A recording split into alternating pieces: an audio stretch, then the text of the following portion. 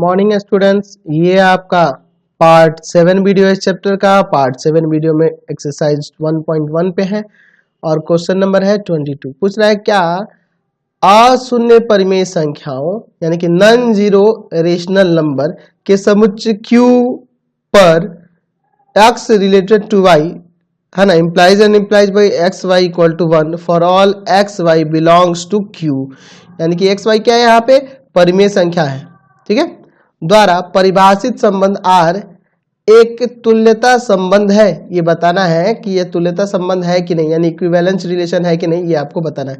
ये किस तरह से रिलेशन R वेरीफाई है, तो यहाँ दिख रहा है ऑर्डर पेयर x, y के पेयर में है इस तरह से, जहाँ कह रहा है कि एक्स वाई जो है ना इक्वल टू 1 है और for all x, y belongs to Q, यानी कि परिमेय संख्या से बिलोंग कर रहा है, रेशनल नंबर से बिलोंग कर रहा है, ठीक है। तो इस तरह से ये आपका रिलेशन है, आपको चेक करना है कि ये तुल्यता संबंध है कि नहीं। तो एक काम करते हैं हम लोग, रिफ्लेक्सिव पहले चेक करते हैं, रिफ्लेक्सिव, सिमेट्रिक, ट्रांजिटिव, जब तीनों होता है तब ना इक्विवेलेंस होता है।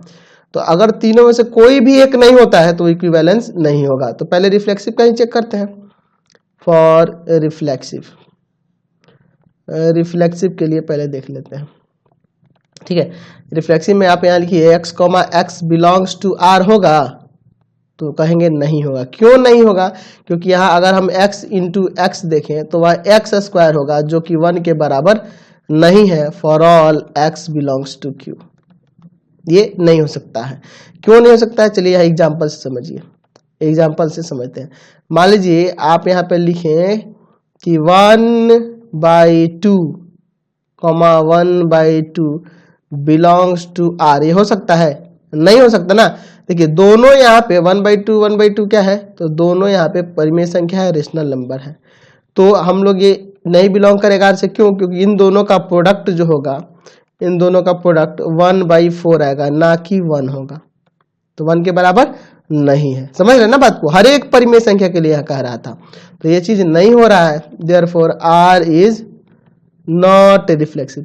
अच्छा बताओ, तो जब रिफ्लेक्सिव ही नहीं हुआ तो सिमेट्रिक ट्रांजिटिव चेक करने की जरूरत ही नहीं है, क्योंकि इक्विवेलेंस होने के लिए तीनों होना चाहिए था। तो पहले रिफ्लेक्सिव ही नहीं हुआ तो वो तो इक्विवेलेंस होगा ही नहीं।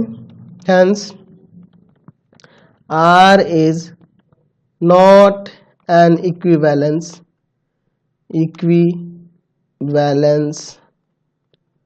रिलेशन, क्योंकि जब वो रिफ्लेक्सिव ही नहीं है तो इक्विवेलेंस कहाँ से होगा, इक्विवेलेंस होगा ही नहीं।